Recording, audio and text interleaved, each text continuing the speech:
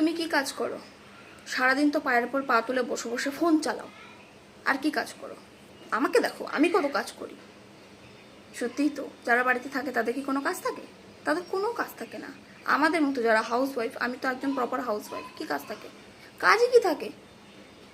ঘর ঝাড় দাও, ঘর গোছাও, ঘর মোছো, বাসন মাজো, কাপড় কাচো, দোকান থাকলে দোকানের বাসন মাজো, দোকানের কাপড়, প্লাস উঠোন থাকলে উঠোন ঝাড় দাও, উঠোন মোছো, পুজো করো, সন্ধ্যা দাও, ফুল তোলো, চারবেলা রান্না করো, বাচ্চা থাকলে বাচ্চা দেখাশোনা করো, তাকে ঘুমানো, তাকে পটি করানো, তাকে হিসু করানো, তাকে স্নান করানো, তাকে টাইমে টাইমে খাওয়ানো, তাকে পড়ানো, তার সাথে খেলা।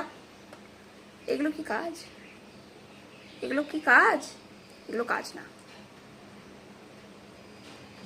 এগুলো দিয়ে পয়সা আসে? এগুলো দিয়ে পয়সা আসে না তো।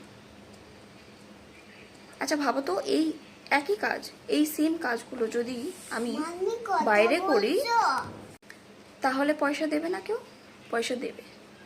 কিন্তু যেহেতু আমি বাড়িতে করি এতগুলো কাজ, সকালবেলা থেকে আমরা প্রত্যেকদিন রাত 2টোর সময় ঘুমাই, তার মাঝখানে কিন্তু বসার কোনো টাইম থাকে না।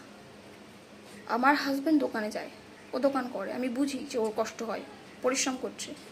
আমি কিন্তু বাড়িতে শুয়ে বসে থাকি না, আমিও কিন্তু কাজই করি, কিন্তু সেটা আমার হাজব্যান্ডের এত বড় বড় গুলির মতো চোখে, সেটা চোখে পড়ে না।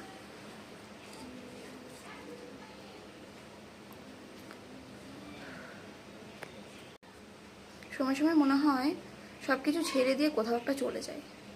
যাব কোথায়? সেই জায়গাটা তো রেখে আসেনি যে যাব। বরকে ভালো লাগলো না, অন্য কারোর সাথে চলে গেলাম, সেরকম জায়গা করে আসিনি তো, সেটা একটা প্রবলেম। সেগুলো বড় চোখে পড়ে না। কিভাবে খুঁত ধরবে, কিভাবে হাজার কাজের মাঝখানে খুঁটে খুঁটে খুঁটে খুঁটে একটা জিনিস নিয়ে আসবে। তুমি তো কাজ করো না, তুমি তো এটা করো না, তুমি তো সেটা করো না। আমি যদি বাসন মাজতে বসি তখন বলে কি 1 মিনিট সময় লাগবে, তো ঝটপট বাসনটা পরিষ্কার করে দাও, তো জাস্ট 1 মিনিট লাগবে। মানে ভাবো, কতগুলো বাসন মাজতে নাকি 1 মিনিট সময় লাগে। ও যখন বসে তখন কিন্তু ওই কথাটা সারাটা দিন ধরে আমাকে শোনায় যে আমি এত বাসন মেজেছি, আমি এত বাসন মেজেছি, আমি এত কাজ করে নিয়েছি। মানে যাই করো, খুশি কিছুতেই করা যাচ্ছে না। তাহলে আমার কি করা উচিত বলো তো? কি করা উচিত?